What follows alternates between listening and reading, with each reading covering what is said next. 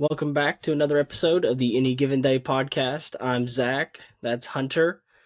So we're just gonna jump right into it. Hunter, I believe you wanted to start us off. Yeah, Eli Gold, who has been the play-by-play announcer for Alabama's football team for like the past 35 years, he's no longer going to be calling games. Apparently, Alabama chose not to bring him back this year. I've heard something along the lines of, it was because he was only wanting to do the home games this year because of his age or something. Right. But I'm not even entirely sure if that's just speculation or if that was confirmed or not. I don't truly know. Probably should look that up just to double check. But even then, it's just one of those things where it's like he has literally been the voice of the Saban era. Arguably the most successful era in Alabama football, and all of a sudden he's gone just at the same time as Saban, which is just astounding to think that you lose the greatest coach of all time and the voice of your football team. Just like that. It's gone. 2024. Let's see. Just realistically, as a Georgia fan, I have my own favorite call, obviously. But that's like every team, their voice, like their play-by-play guy on the radio, especially for a long time, right? Radio, those play-by-play guys have transcended TV. Because sometimes, yeah, you want to watch TV, you want to watch the game on TV, but it's their voices that made it. Eli Gold was to Alabama what Larry Munson was to Georgia.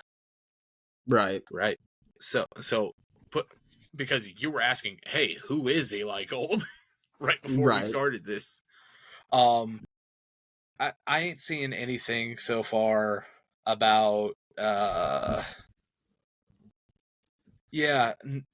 So the only thing I'm really realistically seeing is he missed the 2022 season because of a cancer diagnosis, and then he returned for this season for the home games and the Iron Bowl.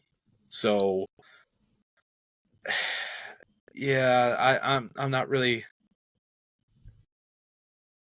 seeing much about it, but about the reasoning.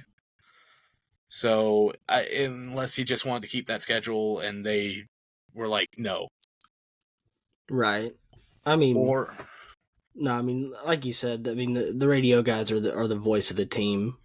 Obviously, as a Georgia fan, everybody remembers the hobnail boot, right? And that's it's iconic to Georgia fans, and obviously Alabama fans have iconic calls from Eli Gold that they're going to remember forever. Second 26. Yeah, God. As much as it hurts me to say that, second 26. Yeah.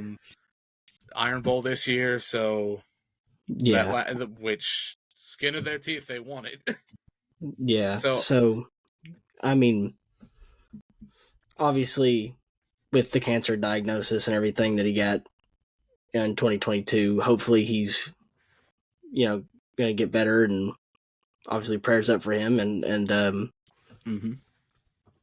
maybe it's time. Obviously, like you said earlier, he's been the voice of the Nick Saban era, and maybe Alabama just wanted to change the scenery and start this new off era. Yeah, so. Yeah. I'm thinking, the more I'm seeing that, the more I'm thinking that might have been like the pushing point. Like, Saban's gone, so hey, new coach, let's go ahead and get a new play-by-play guy to kind of go and bleed in with this guy too. That way you're not reminded even more of the fact that Saban's not there anymore. Right. Yeah, I could definitely see that. Moving on to our first big coaching change this week. There's quite a bit, but we'll start off with Sean Elliott has left his position as head coach of Georgia State to become the new tight ends coach for South Carolina. I mean, it's not an awful move. I mean, I don't know if you're really going anywhere at Georgia State. Not an excellent program. They're not awful, but Not yet. not yet. We'll get But more into that. yeah, but I mean, it's definitely one of those moves where it seems like he thought he may have been on the hot seat, or he didn't see a long-term future, obviously, at Georgia State. So maybe this gets him, gets his foot in the door and can possibly get an offensive coordinator job, and then maybe move up and get a bigger head coaching job at some point. So I think that's don't hate definitely it. a possibility. Definitely a possibility. I would argue maybe he's doing this to have just a little bit less stress on him. It's true. Between the new NIL stuff and like with the new NIL rules, the just everything that's happened over the past week, 2 weeks. Gosh, we've been gone 2 weeks. Yeah. Well, technically 1, but still. Yeah. Probably less stressful for him. Granted, he'll still have to recruit, but he doesn't have to worry. He doesn't have to be the guy worrying about an entire team and how much is our quarterback getting in NIL money? Is that going to be able to keep him away from getting poached by South Carolina, which he went to? So now all he's really got to worry about is the tight ends room.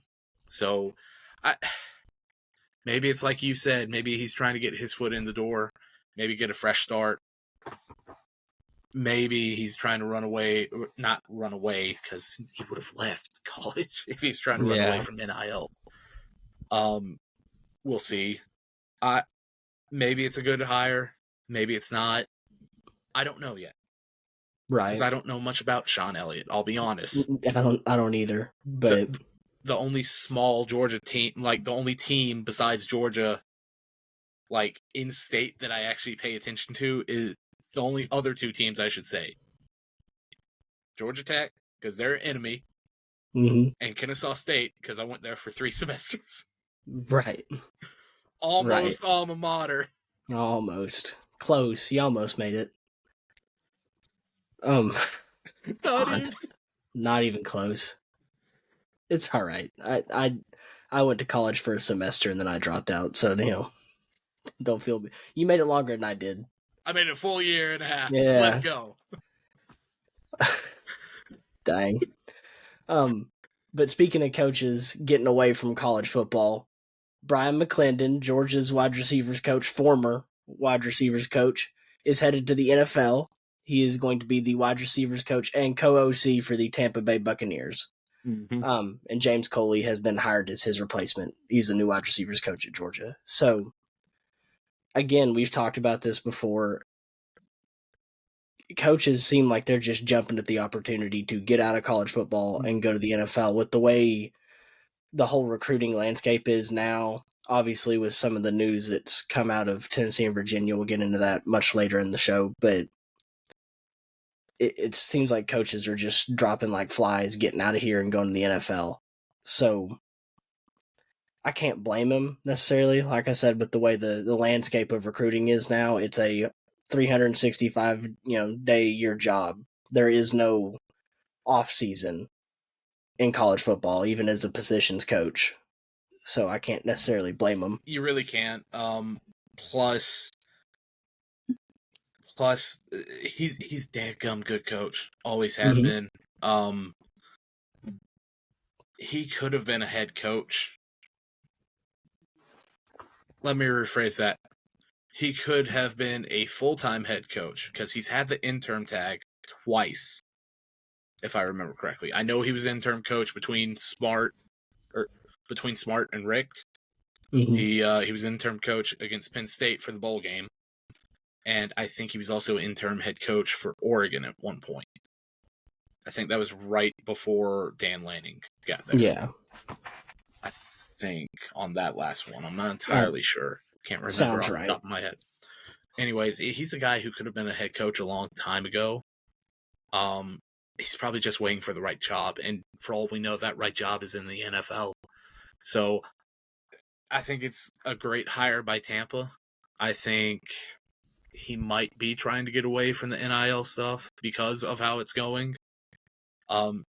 It's going to reshape football. We know that. It already has. Once again, we'll get into that a bit later. But you're seeing guys like him go to the NFL. But then, in some rare cases, you're seeing guys come from the NFL down to the college level, like Eric Bieniemy, who is our next topic, because he just took the offensive coordinator's position over at UCLA. Now, he wasn't going to get hired. Not hired, but he wasn't going to be kept on over at Washington this year. I don't think he was. The Commanders weren't going to keep him. They wanted a new coaching staff with new ownership. It's once again one of those things. Bieniemy's been trying to be a head coach for a long time. I'm starting to wonder if he came down solely so he can have a shot at being a head coach at the collegiate level. Yeah.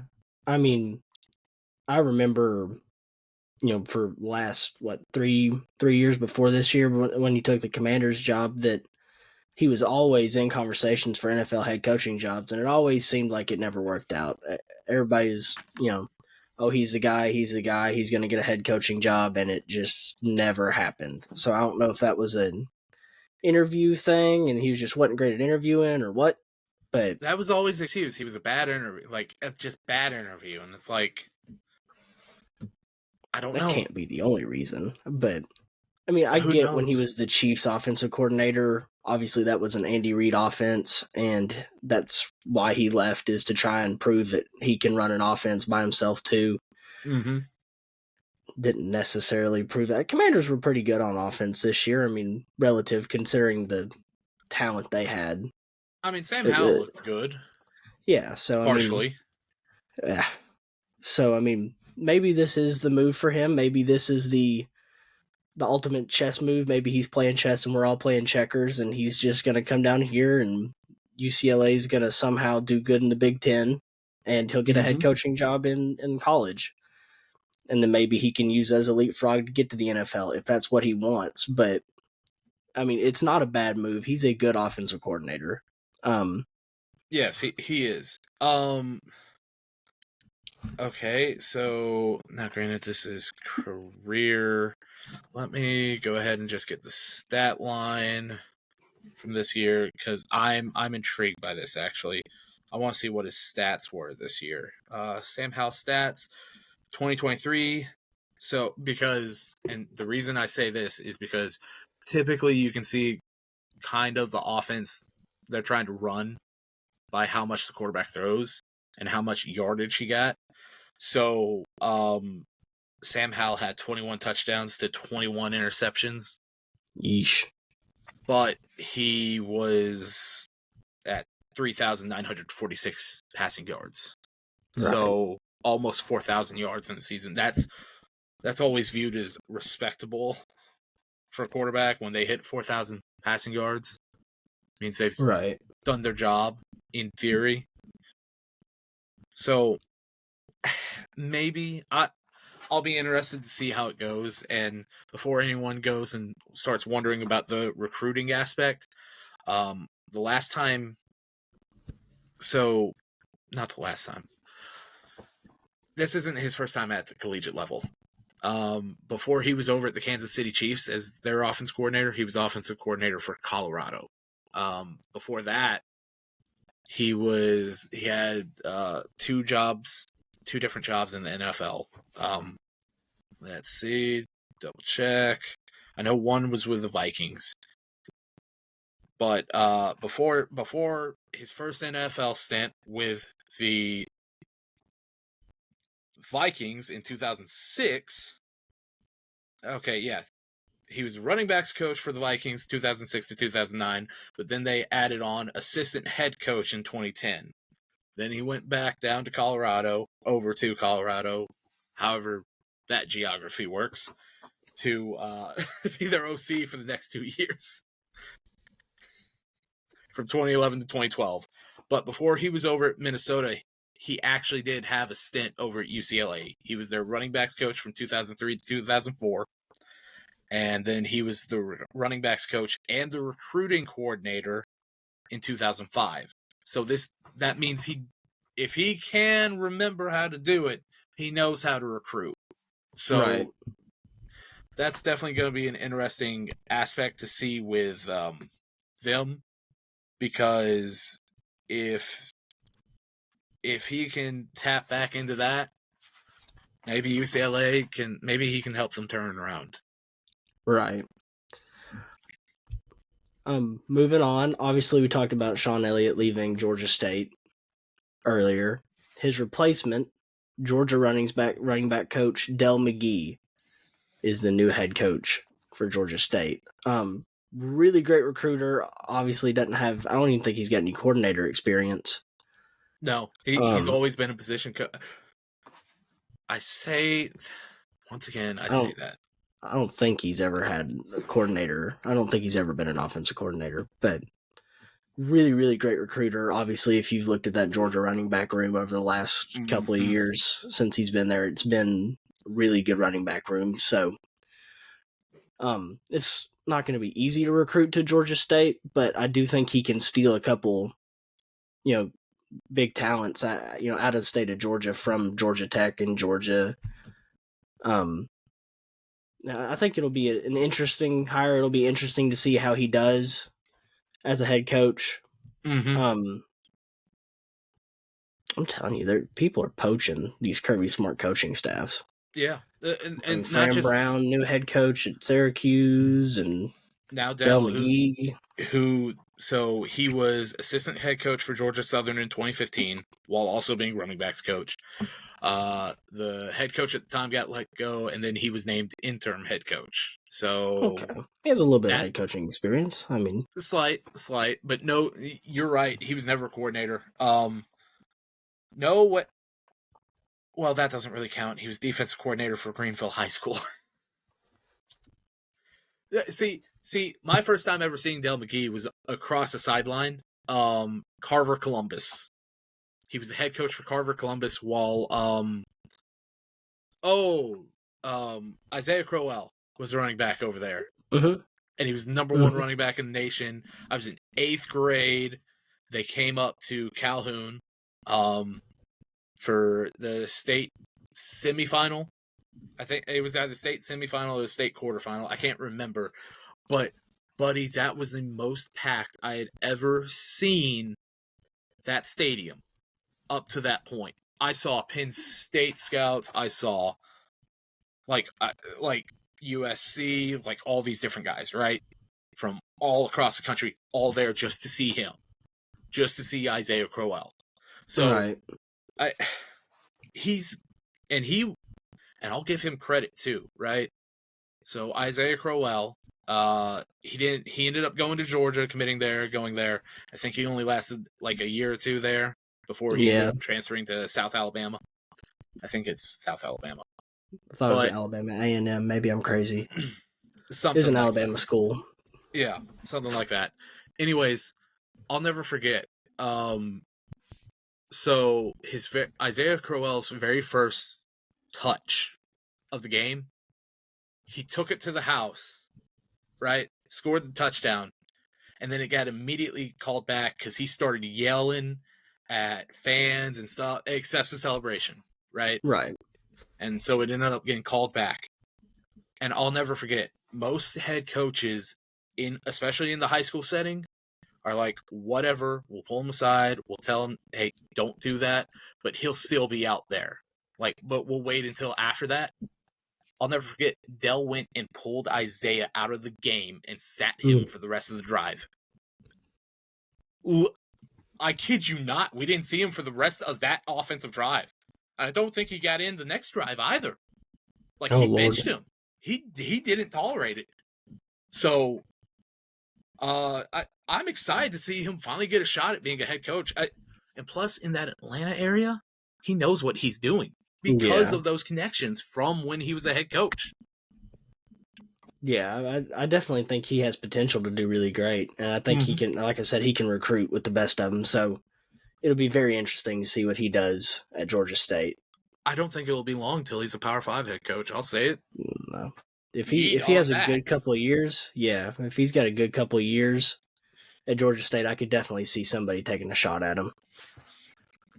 You said it. Now that we've finally gotten through all of our coaching changes, still Well, one not more. necessarily.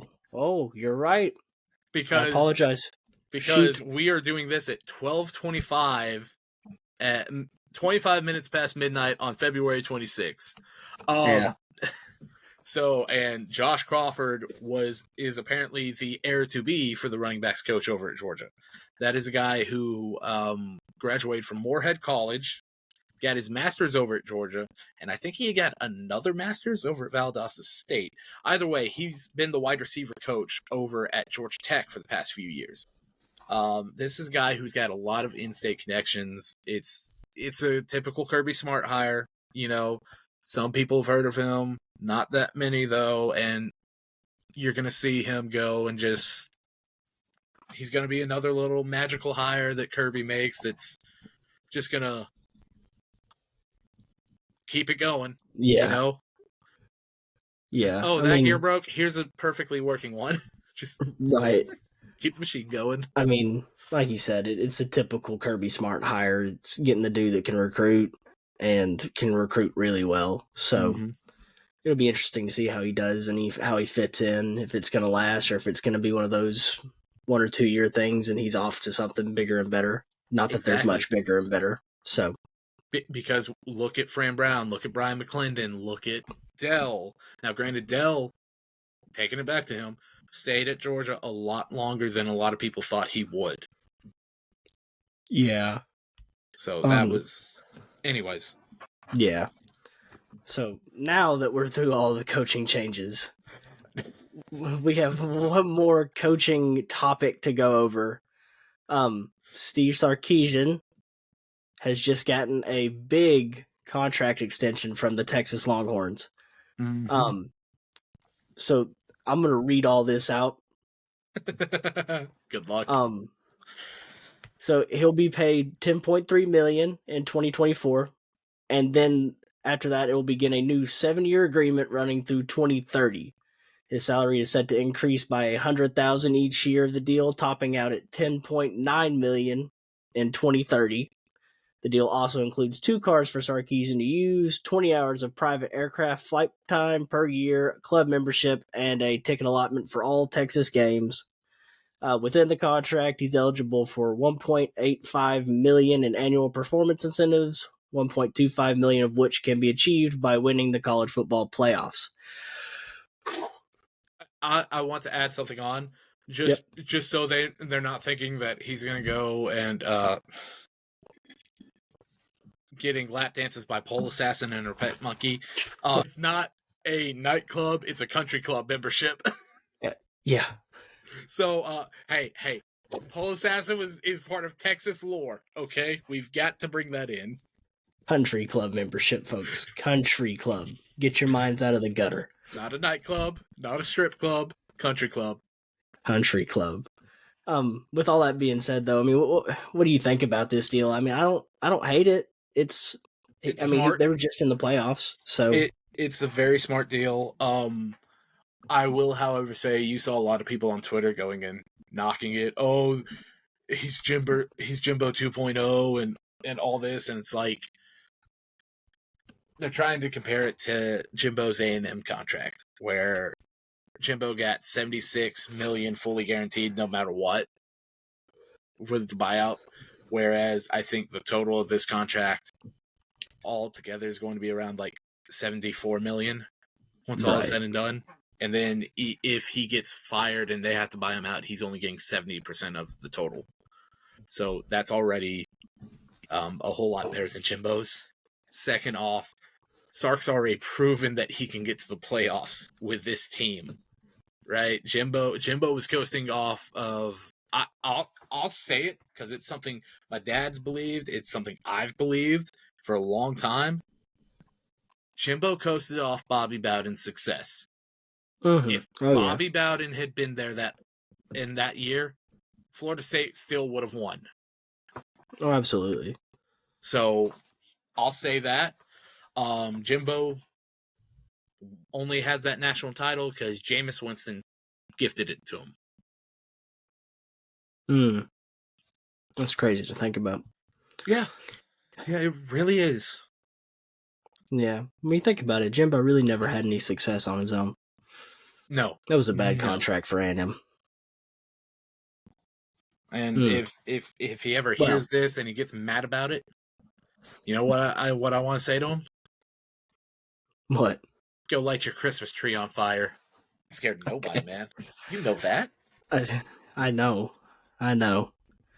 It's gonna get us in trouble one day. It really is. It'll be all right. Not today, though. Okay.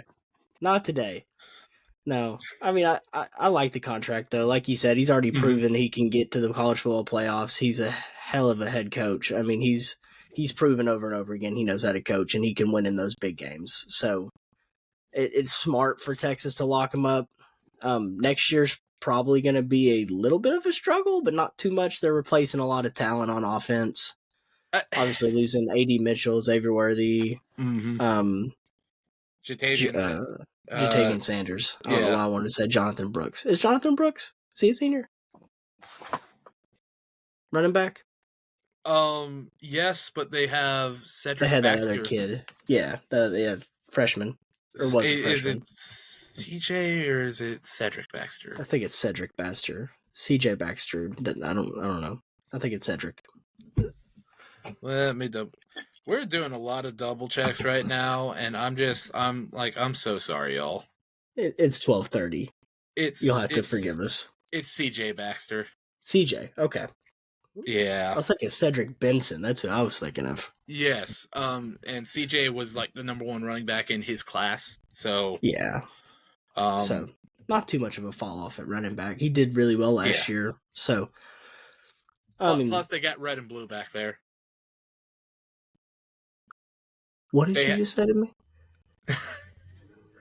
So they have 2 running backs on their squad. One's last name is blue. One's last name is red. What is this, the Matrix? I kid you not.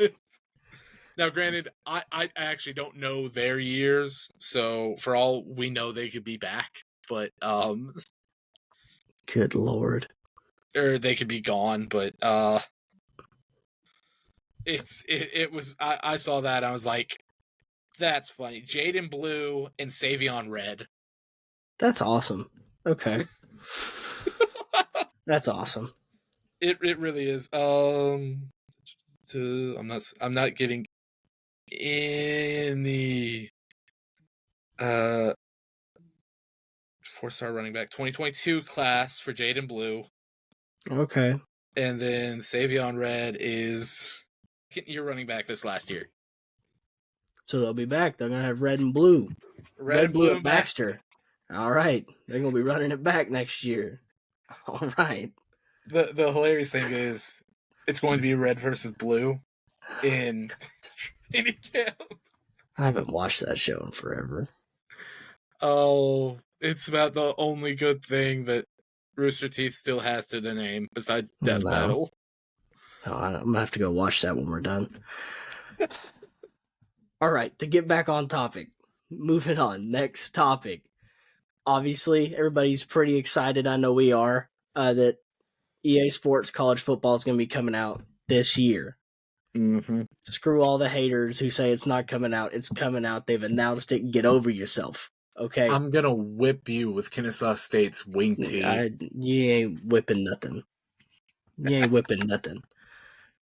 So, how you going to defend it? I have no idea. I've never been good at defending the option in any of the college football games. That is my Achilles heel. So, we'll see how that goes. What happens if I give the wing tee offense to Georgia? Oh, then I'm losing. There's no questions. Not with Carson Beck. You could throw Gunnar Stockton back there. We'll be all right. Maybe. Puglisi. If they do an all-time team and I can have Stetson on there, oh, buddy, I'm killing you with a wing tee. I'm done if Stetson's in there. So I'm going to run through some of these updates that have been released, obviously, over this last week. first thing we got players who opt into the game. This is the deal that they're getting if they choose to opt into this game. They'll get $600 and a free copy of the game. Do you think that's a fair price to be paying the players? Obviously, if you look at it in perspective, there's 11,000 players in college football in the FBS. So that's roughly, I believe when you calculate it out, it's about $7 million that they're paying out to everybody. Little bit over that. I think it is fair because it's not just $600. It's also a free copy of the game, which they'll probably end up. I would be shocked if they didn't get the deluxe edition. Oh yeah, at least this first installment. So that's probably $89-$99. So, and let's put it this way: it's more than what you've been getting, right? It's $600 this year, right? Right. It's just this year. Yeah. If you're coming back next year and you're getting another $600 and another free copy of the game, dude, yeah, no crap. That's If I got told, hey, when I was going to college, I'm gonna give you $600 this year and a free video game. Oh yeah. I mean, and you gotta think, right? I mean, how old are these kids? 18 to 22. Some are older than that. I think we got a 29-year-old playing over in not a 29-year-old, but he's in his like 9th year of eligibility because of medical red shirts and stuff. Yeah, what year were freshmen born in? At this point, it's been like 2004, right? Yeah. No, 2004 would be 2020. 2006. God, I'm old, man. Holy crap! I was gonna say these kids grew up playing this game, but some of them they probably didn't. As Vic say, some of them might not have. My whole point was some of these kids grew up playing this game and are like, yeah, I want to be in the game. I'd do it for free. But I don't know. Some of these kids might not have grown up playing college football games. That upsets me a little bit. It makes me sick to think that these kids didn't grow up without it. Like, some of these kids grew up without it. We're old. Obviously, yeah, I think this is a fair deal for the players. Yes, yes. Next big bit of news, a little disappointing, but it's not, a deal breaker, at least not for me.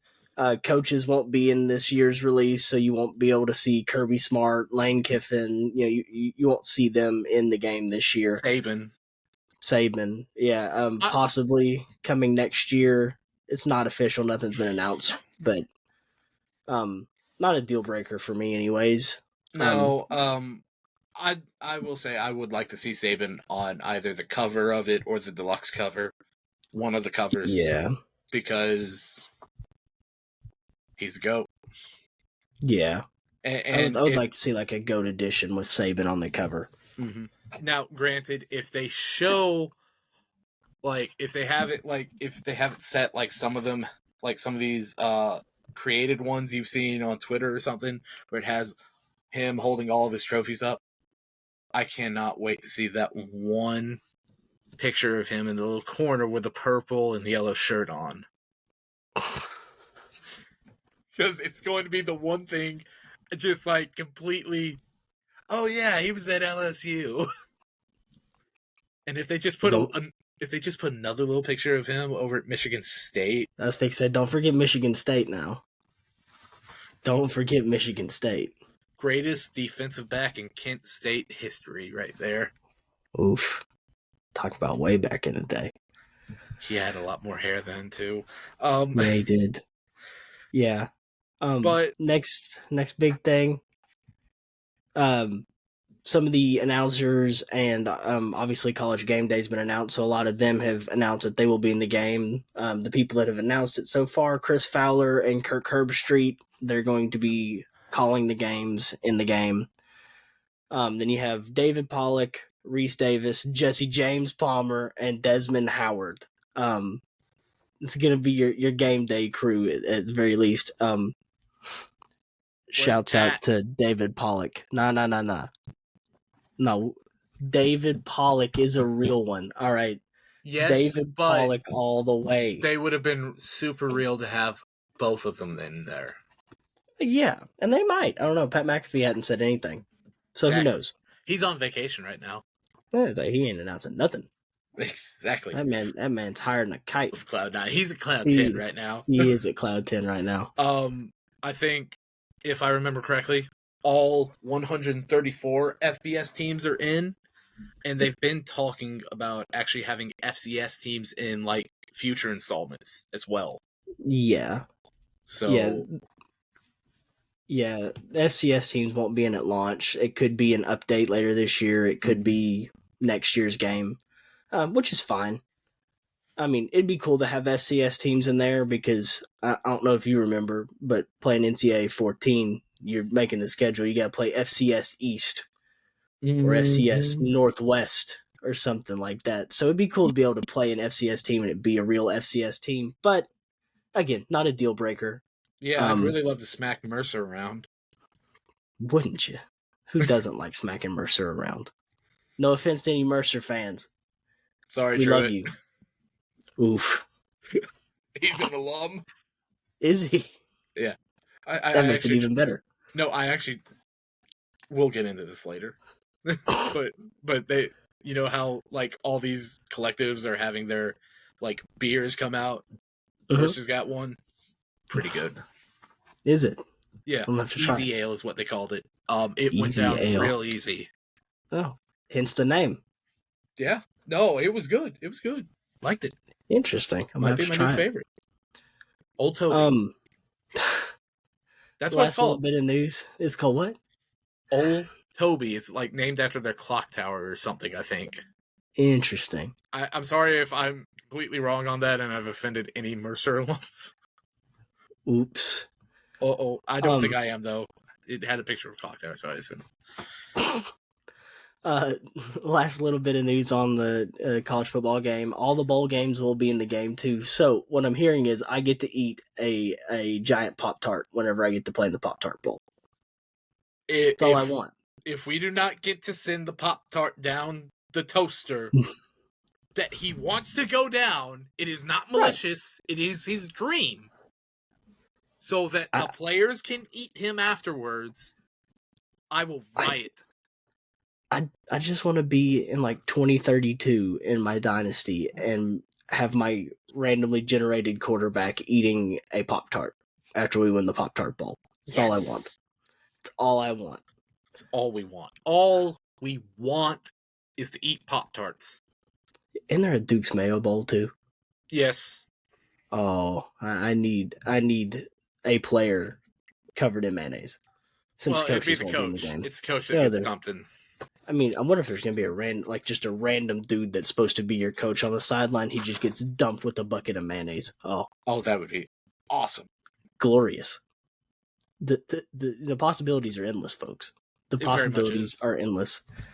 So that's all the news on that, but I do have a question.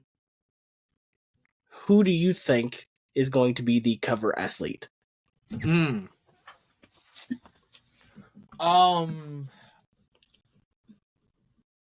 They can go multiple different routes. Like we said, you could celebrate Coach Saban's retirement, and I think he's going to be on one of the covers. I would be shocked if he's not, and I think it would actually be dirty by EA not to have him on one of the covers. But if you want to go branding-wise, I can't believe I'm fixing to say this name, but someone who's had their name out there for a long time, mainly because of his father. You could go Shedeur Sanders. But if you want to go based off this previous year, you can always go and have the Heisman winner. It's a safe pick. I'm blanking on the Heisman winner this year. Jaden Daniel. Yes, Jaden. Oh my God. I was like, it's Jaden, isn't it? But I was like, no, that's too easy. He got screwed or something. No, it's Jaden Daniel. Oh my gosh. Rightfully so, by the way. Yeah. It's late, y'all. It's late. It's almost 1. Yeah. But Jaden Daniels, maybe you go for one of the top quarterbacks going into next year, like Ewers or Beck. Maybe Shador as well. Some people consider him a top quarterback. Right. Prove to me you're not just there because of nepotism and maybe. Right. That's always at the back of my mind. I yeah. just. I mean, I could see it. I have this feeling it's going to be Shador because he's the big money name out there. Obviously, with Dion and everything, that's the big money name. I like the idea of Jaden Daniels, but I feel like they're going to want to put a current player to kind of highlight the fact that current players are in the game now and they don't have to use players that are in the NFL. Another idea I like that I've seen is them taking all the guys that would have been cover athletes over the last 11 years and putting them on the cover. So like your Joe Burrow, Derrick Henry, Devonta Smith, Lamar Jackson, and just like putting everybody that would have been a cover athlete on the cover this first year and just say here. Because there's not really a clear guy. Like if this game came out last year, it would have been Caleb Williams. Yep. No questions asked. It would have been Caleb Williams. And you know, it would have been Joe Shiesty his year. Yeah. So like, gosh, dang. If I like that idea, I think it would be cool. Just this first year, that since there's not really a guy that's here in college football this year, that's like that's the dude. But I have a feeling it's going to be Shedeur Sanders, or it could be the any given day legend Noah Fafita. Noah Fafita. I can't say friend of the podcast, enjoyer of the podcast. I can't say that because I don't think he even knows who we are. Oh, he has no idea.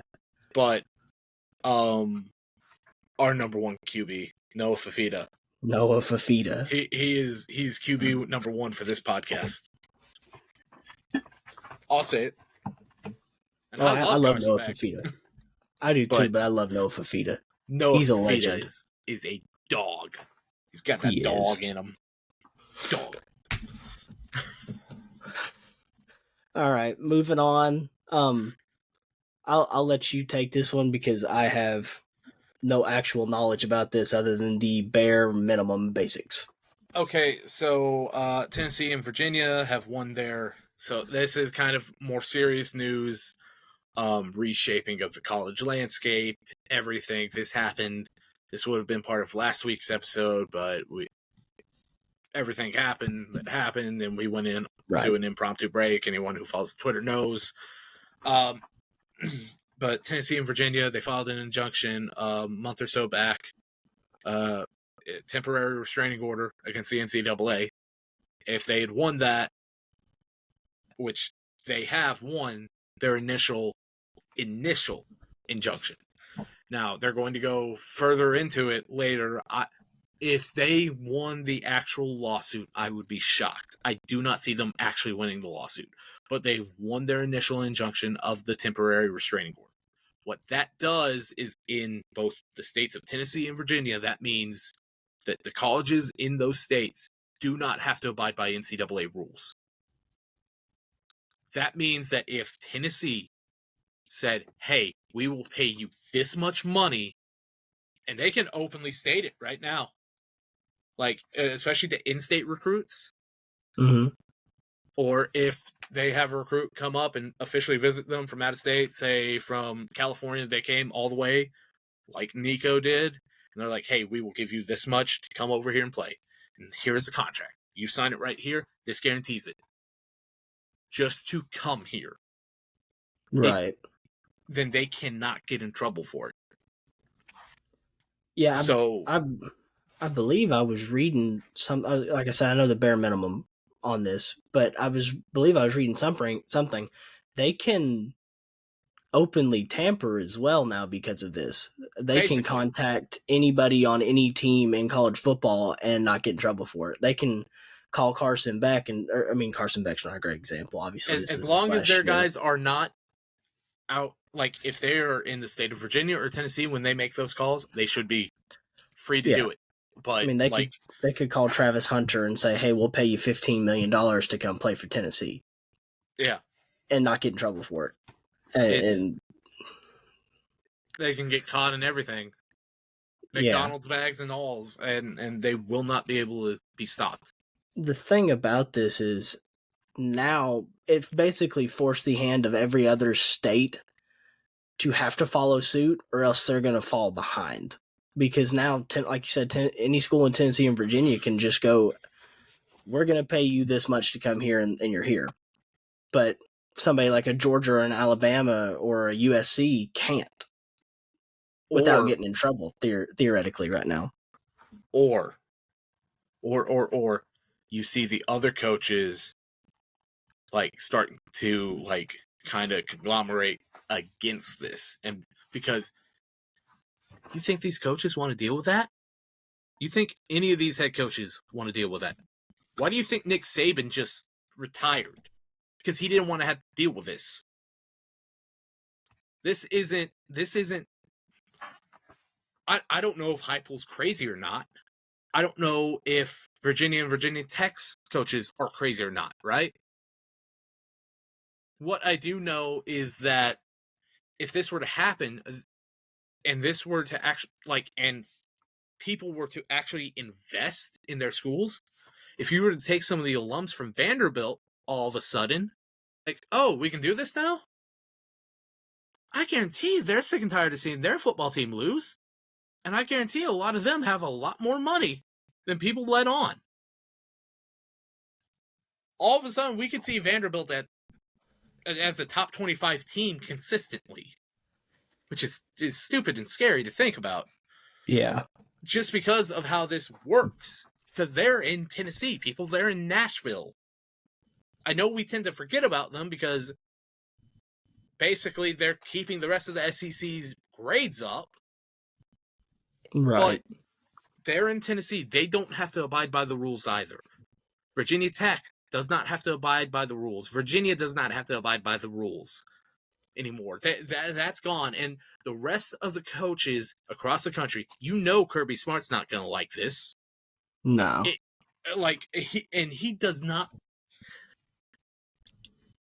Anyone who knows that man, and I'm not saying I do, Lord knows, I'd probably faint if I shook his hand. That's how much of a fan I am of his. But that man does not want to have to constantly deal with bidding wars. He's going to be one of the ones fighting against this, being like, this is stupid. What are you doing? You're turning it into the Wild West. Even worse than before.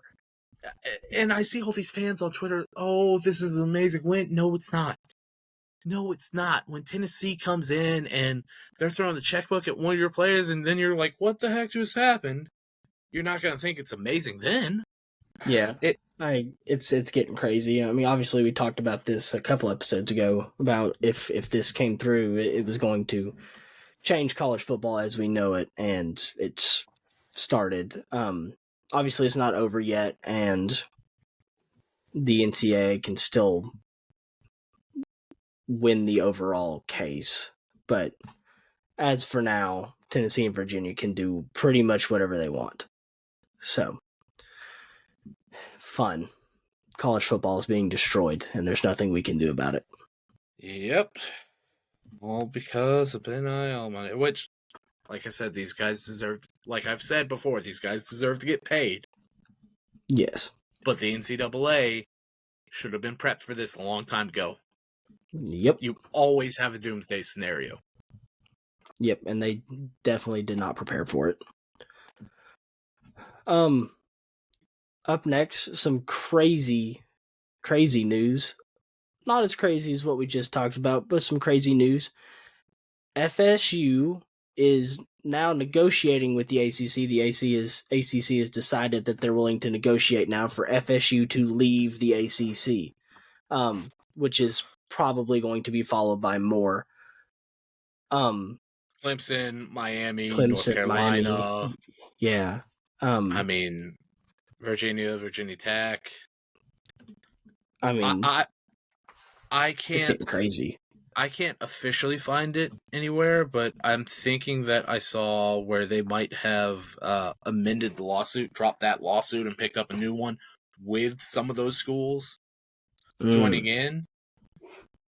That's what I heard. Now, granted, that was from a Florida State fan. Could have been biased. Might have misread something. Could have been a what if this happens or this could happen. All I know is that so far the ACC is probably fixing to implode if Florida State gets away with this, because Clemson and North Carolina, Miami, they're all going to follow suit. Yeah. So, and they'll probably leave and join either the Big Ten or the SEC. So yeah. we'll see how it goes. It's going to be it's going to be a show, no matter what. This could be a dream scenario for the SEC. If they can get FSU, Miami, North Carolina, and Clemson in the SEC, think of all the rivalry weekend games that are now going to be conference games. South Carolina versus Clemson. You have Florida State versus Florida. That's now a conference game. Miami versus Florida State is also now a conference game. Miami versus Florida. You've got the entire Florida series right there. Yeah, I mean, you get North Carolina and South Carolina would now be a conference game. I mean, Battle of the Carolinas, Palmetto Bowl's now a conference game. You can renew the Georgia-Clemson rivalry to the nth degree. Yeah, I mean, would they take Georgia Tech, you think? It depends. I mean, I think Keith's actually got it kind of figured out. So, I mean, not figured out, but they're getting better. So they really are. I hate to admit that too. Yeah, I know, but I definitely think that if Georgia Tech were to leave, and if they don't, they're the flagship ACC team. Yeah, I mean, realistically, yeah, they'd have to be at that point. Maybe Duke in basketball, Georgia Tech in football, which would be just really weird. But I've also heard rumors that if they were to leave North Carolina, we would potentially be looking at the Big Ten instead of the SEC. And the SEC can't take everybody, but yeah, I think if the ACC were to implode right now, I'd say the for sure's would be Clemson, Florida State, Miami, Georgia Tech, because you have natural rivalries built in. Not to mention, Georgia Tech is a former member of the SEC, but something happened. I can't remember the entire details, but I do know they left. I think they left when it was still just the Southern Conference. Yeah, it was a long time ago. And then they tried to get back in like the 50s, and then like it came to a vote, and it came down to Georgia. Like the final vote came down to Georgia, and Georgia was like, "Screw y'all, we're not letting y'all back in." Just out of pure pettiness. Like, no, you're not coming back in. Right. Plus, we hate you. Right. I love college sports. It's the best. But yeah, I mean, the ACC could go the way of the Pac-12 and just be absolutely demolished. So, Louisville's another team that could go to the SEC.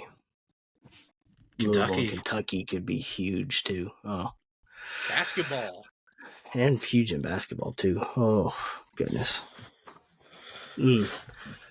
All right. Well, now it's time for everybody's favorite segment, Yeet or No Yeet. For those of you who don't know, what's going to happen is I am going to give Hunter a scenario. He is going to say yeet or no yeet. Yeet meaning that he agrees. No yeet meaning no way, never going to happen. Get over it. All right? So, first one. I got 5 today. I got 4 real ones and a bonus sheet. And I added one in the middle of the episode, so bear with me here. For all we know, I could end up with 8. Yeah, theoretically. Number 1, someone will go undefeated this season. It's a long season. It's possible. Especially with the new playoff format. Mm-hmm. It is 17 games now. It is possible. I'm going to say this, and I want people to know it is not a bias, but it is the fact that they are the most set up right now with what they are returning and what they are bringing in. The two favorites I would have to say right now would be Ohio State and Georgia. If Nick Saban was still at Alabama, I'd say there's no chance in hell Georgia's going undefeated. Oh, no. But new first-year head coach over there, new offensive scheme, new defensive scheme, loss of players like Caleb Downs and Julian Sayin. We don't know how well Jalen Milroe, Alabama wing T, right there. Jesus. Sorry, I'm still thinking of ways to whoop your butt. But no, Jalen Milroe, we don't know how he'll be in that offense, if they're even going to use him in that offense. So there's no telling. I'm going to go on the safe side, and I'm going to say no yeet. If Georgia loses to Texas, like Texas is a scary one for Georgia. Mm-hmm. Texas is the one they have to watch out for. And maybe Missouri. Yeah, Missouri's always scary for some reason. The only reason I'm questionable about Missouri is how much they lost on defense. Yeah, but they got really good offense. Yeah. So, no yeet. All right. Now, this next one, you're going to love this next one. Oh, no, am I? Yeah. The Any Given Day podcast number 1 quarterback, Noah Fifita, will be a Heisman finalist this year. Don't hate on him. You just said he was quarterback 1. Don't hate on him. I'm not hating on him. No. Don't backtrack now. You said he was quarterback 1. Come on. Hear me out. I loved what I saw out of Noah Fifita this year. Mm-hmm. But I'm hesitant to say yeet to this because Jedd Fisch is no longer at Arizona. But it's Noah Fifita, the legend. Look, how much of it was Jedd Fisch's scheme, though? That's Noah Fifita. I'll tell you how much of it was. None of it, because the other quarterback he had starting over Noah Fifita wasn't doing as good as Noah Fifita.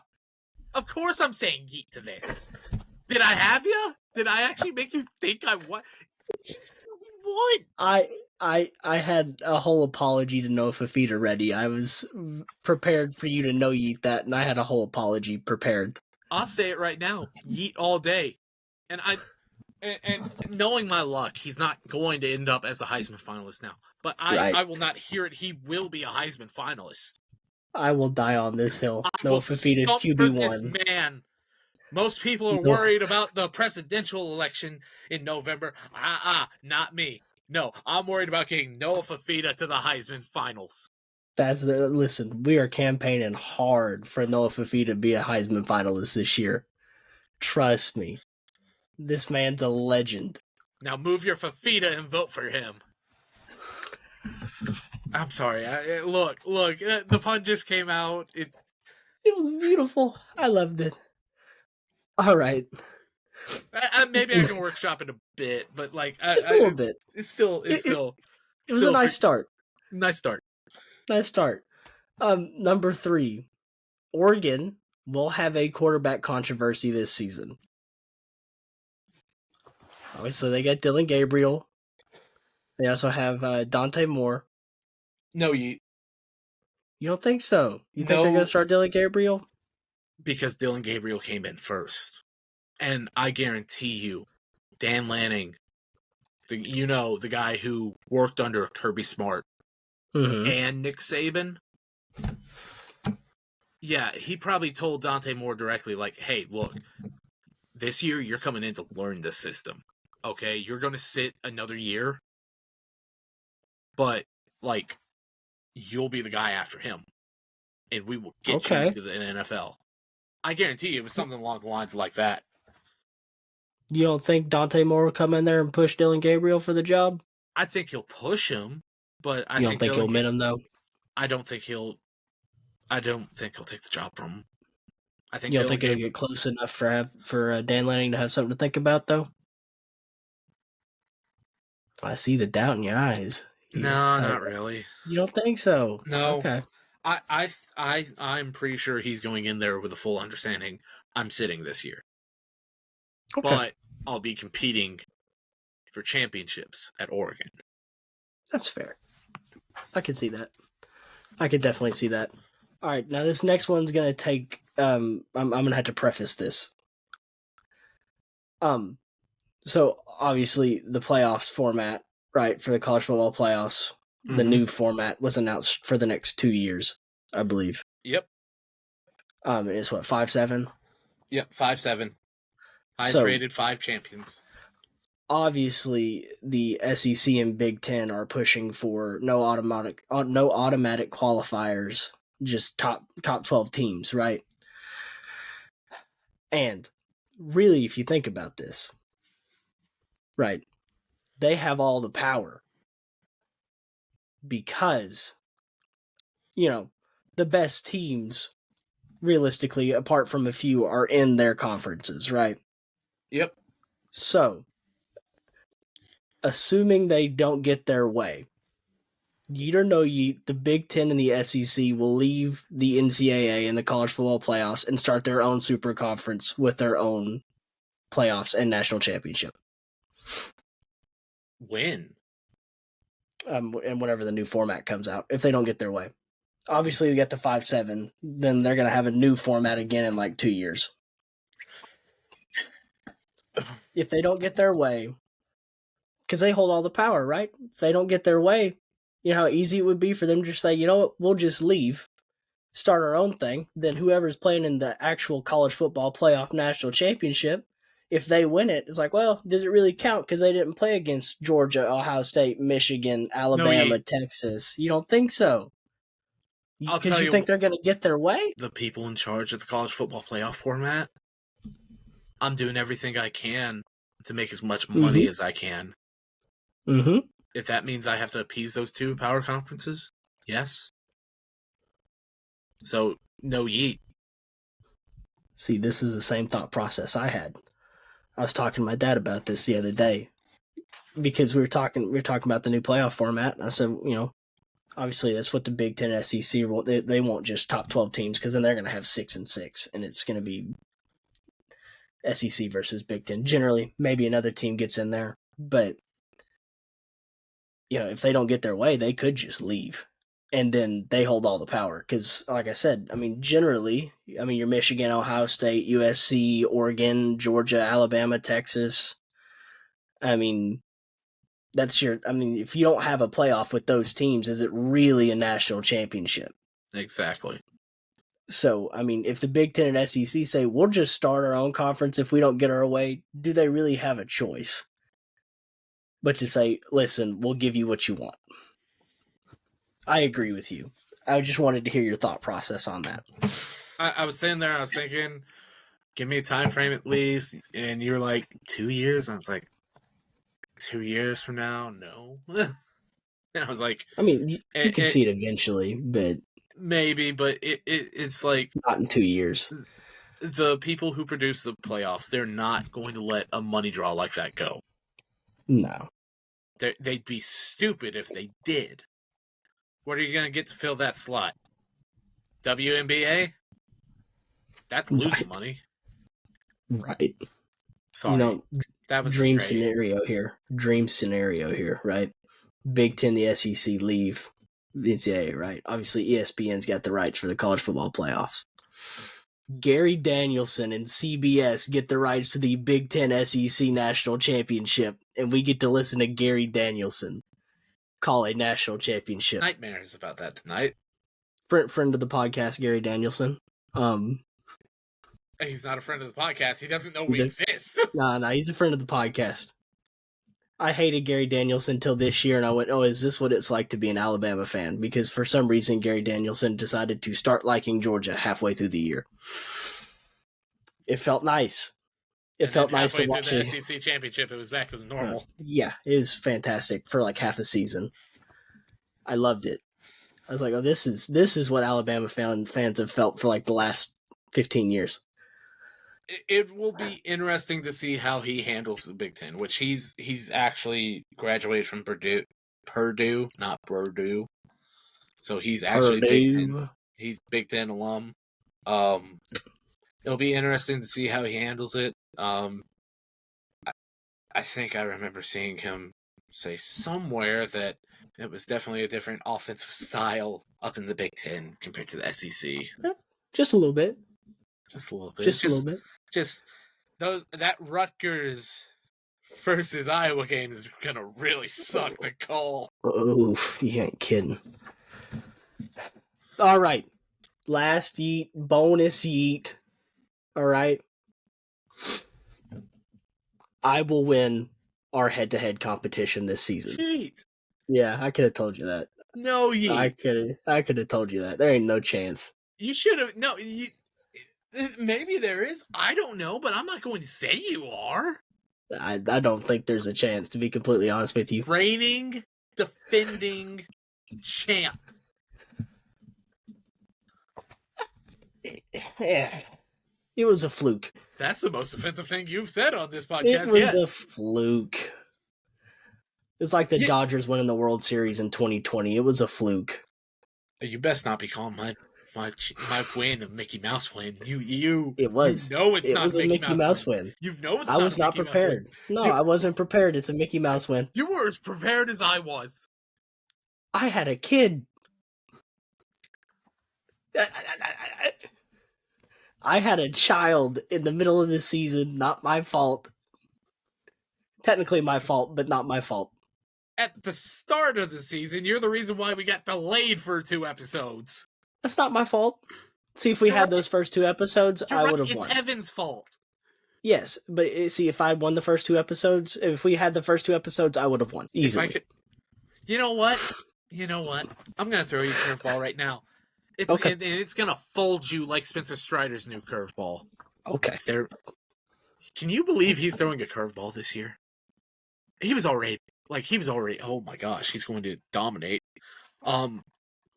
Sorry. Was that the curveball? No. Okay. No. The curveball is, I'm having you do a blind draft. A blind draft? Oh. How many? 5, 10? 5. Okay. Always 5. It's always going to be 5. We might do a pitching blind draft eventually. I'm going to just throw out all these names like Cy Young, Nolan Ryan, and just have you going. But no, college running backs. Oh, hold on. Give me a second. 1, 2. So, for those of you who don't know how blind draft works, we've said 5. So I'm going to give him 5 names, and he is going to have to rank them 1 through 5 without knowing who is coming up next. So he could either look like a real genius, or he could look real stupid. Adrian Peterson. This is in college, right? In college. Wow, I'm actually kind of shocked. They're going to look like an idiot, or I'm going to look like I'm a genius here in a second. So let's see. We will see. Ricky Williams. Heisman winner. Did AP ever win a Heisman? No, he didn't. Wait, 3. Nope, too late. 3. 3 for Ricky Williams. Okay. 3 for Ricky Williams. I think I Emmitt goofed up. Smith. Fudge. I goofed.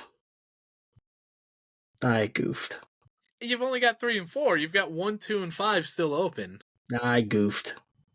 How have you goofed? I've goofed 2. Goofed because next up you have Reggie Bush. There's 2 ways this can go. I'll say this. I think you've got an idea of who the last one is. I do, but see, there's 2 ways this can go. I'm either right, and I know where I should put Reggie Bush, or I'm wrong, and I know where I should put Reggie Bush. Be on this end, no, is it? No, like I said, I know. I feel like I know, but I could be completely wrong. And if I put Reggie Bush where I'm about to, it could completely mess everything up. Because you're gonna throw me like a Tony Pollard or something as the last one, and I'm gonna be I promise you, screwed. Tony Pollard is not on this list. It is people viewed as like they've had to have at least be a unanimous All-American. You knew. I thought you see. You knew. I'd think you put him on the list. Reggie Bush won. Bush won. Here's the thing. I look at this list and I think it's actually a pretty good list because the final running back is Sean Alexander. Oh, thank God. Who is, out of all these running backs, probably the least accomplished of them. Now, granted, he was a unanimous All-American, but I know you thought it was Herschel. That's why I put AP at 4. I was like, Herschel's on this list somewhere. So I put AP at 4. I was like, oh, Ricky Williams was better than AP. Put him at 3. Emmitt Smith was better than both of them. I'm at 2. Now I'm stuck. I got 5 and 1. And you threw Reggie Bush, who was a really good running back in college. And I'm like, well, am I going to put Reggie Bush below everybody? Because if you put Herschel's going at 5. And I can't have Herschel at 5. At best, he's 1 or 2. Oh, Jesus. I had you there for a moment. What would have been your list? Of that? Yeah. I'd say the only alteration I would make, and that's because, let's double check this once again, having double check stuff, go figure. We are just highly unprepared. I think the only argument I could make would be seen a lot of NFL records. The only change I would say is Ricky Williams over Emmitt Smith, because Ricky had a Heisman. That's true.